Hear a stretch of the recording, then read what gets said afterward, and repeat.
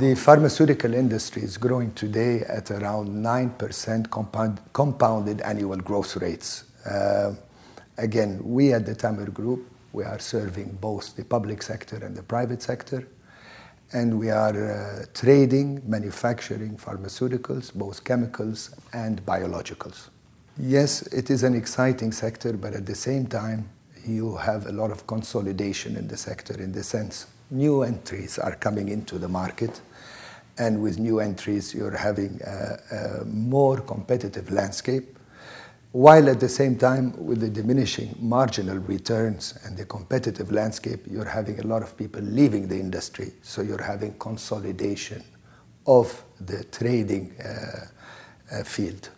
And as you can see today, you have many multinational players who are interested to have their flagship in Saudi Arabia being a growth emerging market. Saudi Arabia today is one of the largest growth emerging markets after China, India, Brazil. And with the situations in Brazil, I think Saudi Arabia is looking more and more interesting. So I see the pharmaceutical companies coming in to have a position in Saudi is more of an opportunity rather than a risk. The fact is, they will demand more services, they will demand more work, they will create employment, and they will have to adhere and stick by the local regulations here, that is, to develop the economy and develop the human capital resource.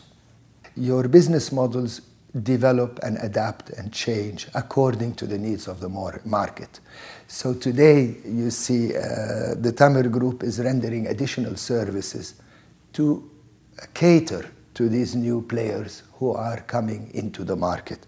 We have opened Tamer Logistics, or third-party logistics, and Tamer Logistics is mainly serving international markets who want to have access in the market without necessarily spending large capex in the infrastructure.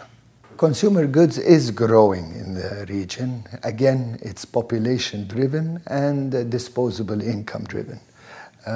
But I believe with the slowdown in our revenues coming this year, we will not feel the slowdown because of the healthy policy our Ministry of Finance has adopted to tap into our reserves and to keep expenditure slightly above last year.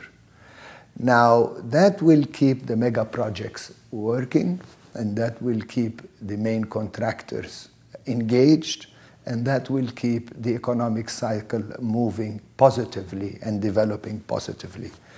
Again, which will reflect on salaries and disposable income. But I believe following 2016, we have yet to see, 2015, coming into 2016 onwards, we could see a slowdown in our growth, but we would still witness a healthy, steady growth.